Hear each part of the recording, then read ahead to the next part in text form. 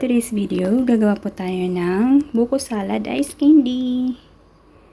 Ayan, na-open na natin yung ating buko, coconut.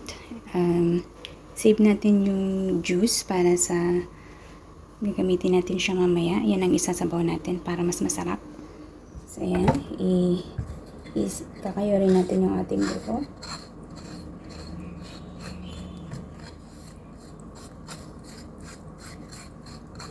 Yung sabaw guys, huwag niyong itapon kasi yun ang gagamitin natin pang sabaw mamaya sa ice candy. Mas masarap.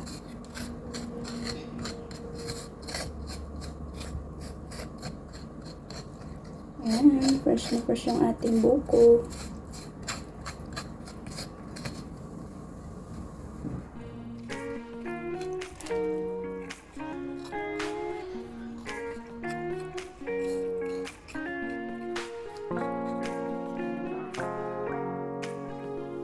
Sarap. Fresh na fresh yung buko.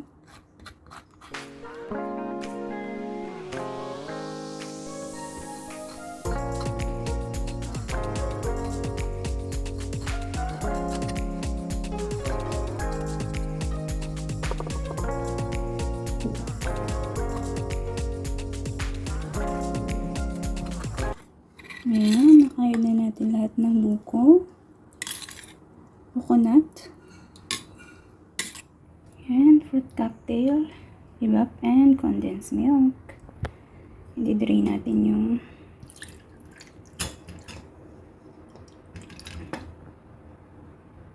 ayan, i-drain yung fruit cocktail. Syempre, huwag itapon yung syrup. Iiwain natin yung fruit cocktail ng maliliit.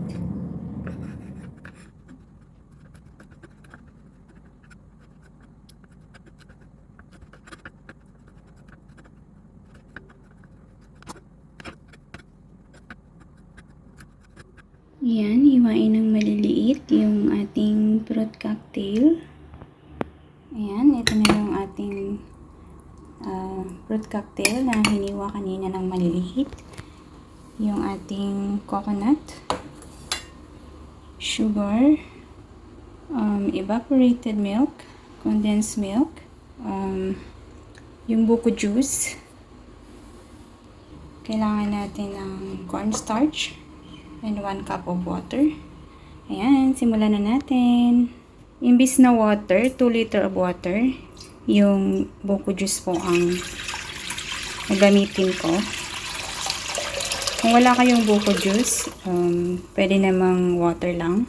2 liter of water. Ayan natin to. Ayan, pakuluan natin siya. Ayan, kumukulo na. Kunin natin yung ating ibap. Kunin natin yung ibap milk.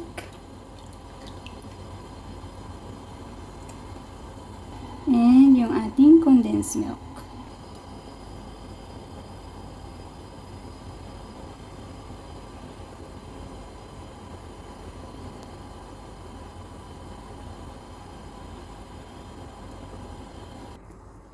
Then, haluin natin.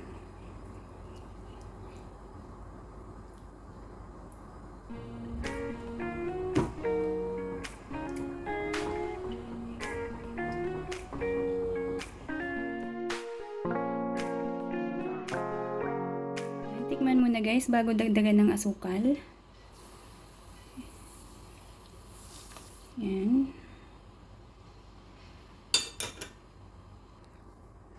Yan, haluin natin ulit hanggang sa ma-dissolve yung sugar.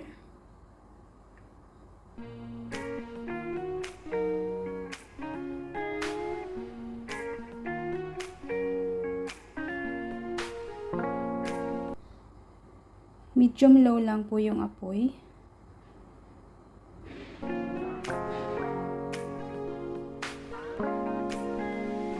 Next natin yung ating coconut.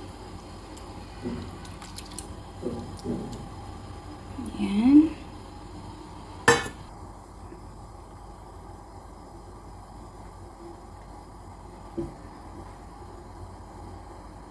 ating fruit cocktail. Ayan. There you go. And haluin natin.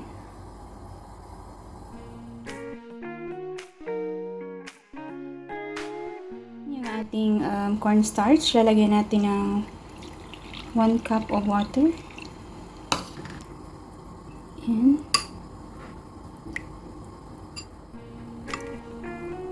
Ayan.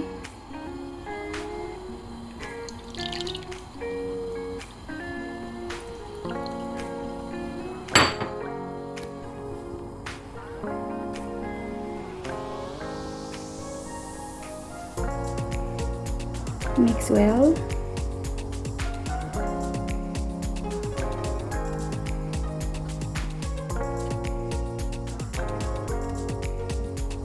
Simmer ng 5 minutes. Over low heat, guys. I-stir lang siya hanggang sa wala na siyang lump. Yung buo-buo.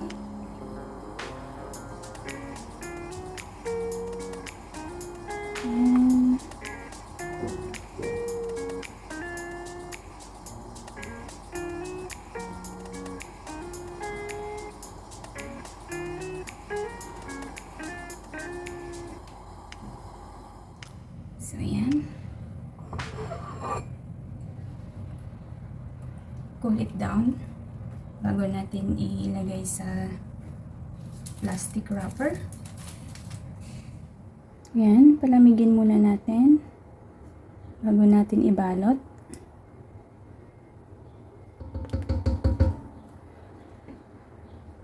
Kailanganin natin ng funnel. Siyempre, yung ating ice candy wrapper at yung ating pang scoop.